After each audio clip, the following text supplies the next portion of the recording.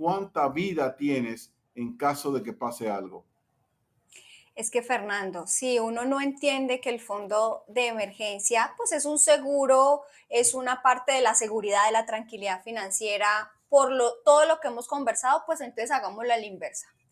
¿Qué tanta vida financiera me quedaría en caso de algo que yo tuviera que efectivamente efectuar uso de ello? Entonces puede ser un despido, una pérdida de empleo, no sé, tener un familiar con una emergencia grave y uno saber que va a destinar ese dinero para eso, o algo como una enfermedad de alto costo tuyo o de algún ser querido cercano.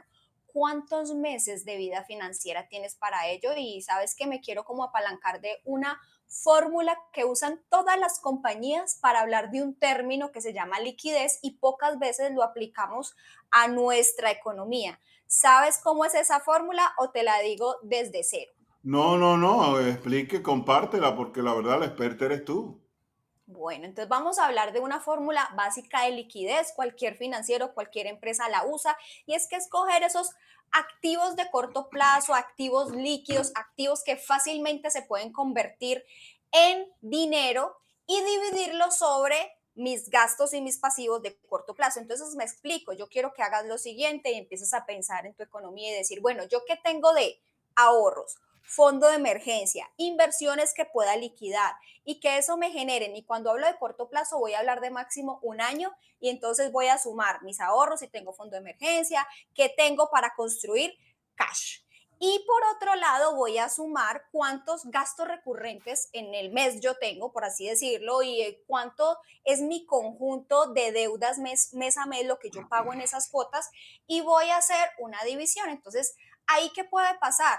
Que mis activos, o sea, lo que tengo de caja de cash, supere a lo que yo tengo en mis deudas y eso sería estar en verde. Pues estoy solvente, estoy líquido, tengo más de lo que debo, pero puede pasar que esté por debajo de uno, que significaría que tengo más pasivos, más gastos de los activos y no estoy hablando de lo que me entra por trabajo, porque recordemos que aquí vamos a quitar el efecto o el valor mensual que yo puedo estar recibiendo por un empleo. Voy a coger solo lo que tengo de ahorros, lo que tengo de liquidez. Si eso está por debajo de uno, lo que es equivalente a estar en rojo quiere decir que no tengo suficiente liquidez, solvencia, como tú lo dijiste ahora, salud financiera para sostenerme o para sostener una eventualidad en el corto plazo.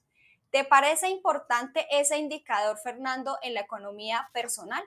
No, definitivamente. Y va un poquitito eso que me estás preguntando a lo que hemos dicho siempre. O sea, uno tiene que preparar su propio colchón financiero y tener ese alivio en caso de que llegue un día lluvioso. Y no podemos, porque hay factores económicos, macroeconómicos que no podemos controlar. Entonces, tenemos que hacer esto, quizás vamos a decirlo en tiempos de paz, por ponerle un nombre, de manera de que eso lo tenemos listo y si viene un cambio de gobierno, si viene una cosa, una crisis económica, si pasa cualquier cosa, tú tienes que tener ese colchón ahí. Entonces, definitivamente es válido comenzar a fomentar esto y engordarlo. Pero se me ocurre una pregunta ahora que te estoy oyendo. Vamos a decir que teníamos ese colchón, Natalia, que pasó una emergencia X, ya sea que perdiste el trabajo o que se dañó la transmisión del automóvil y estás a pie y necesitas desembolsar $4,000 de la nada. Después que yo utilizo ese fondo financiero que tenía, ¿cómo es el proceso de volver otra vez a formarlo? Porque las emergencias son recurrentes, ¿no? Así es, Fernando, es una muy buena pregunta porque una vez yo hago uso de mi fondo de emergencias y es que yo siempre les digo, pónganse la mano en el corazón y pregúntense cuánto quieren estar cubiertos. No es lo mismo una persona que tiene hijos a una persona que es soltero y vive con sus padres.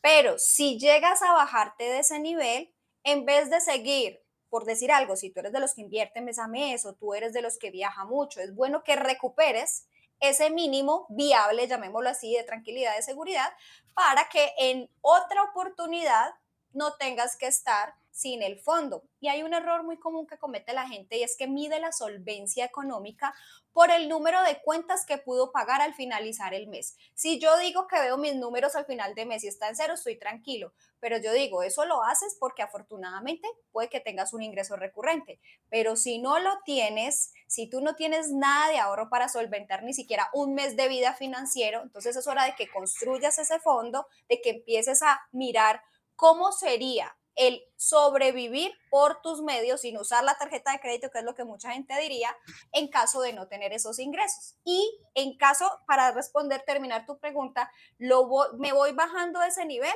pues la prioridad será volverlo a mantener. Una de las cosas que la gente tiene que entender es el hecho de que nosotros no somos dueños de nuestro trabajo. Y a mí, por ejemplo, me ha pasado que he estado en compañías sólidas, serias, buenas, y que de repente llega recursos humanos y comienza a cortar cabezas, y a mí yo me he visto afectado en 2 o 3 ocasiones. Entonces, es importante que usted haga este colchón financiero porque uno sale de la casa a trabajar, uno sale de la casa a un restaurante y no sabe si va a regresar o no sabe en qué condiciones puede regresar.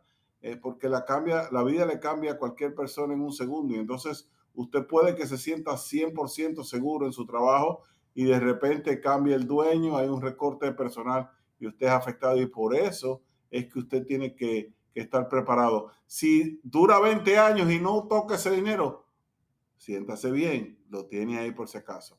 Natalia, Fernando, y ahí puede haber otro extremo a veces que lo voy a decir rápidamente, y es que hay gente que se dedica a acumular, dicen como es importante, tienen 1 año, 2 años, 3 años acumulado y eso ya es otro extremo al que yo le digo máximo 6 meses. Si a usted le preocupa mucho la salud financiera familiar porque es padre de familia, 6 meses está más que bien, pero el resto empiece a hacerlo crecer con inversiones para que no pierda valor en el tiempo ese dinero. Son dos cosas que hay que prever.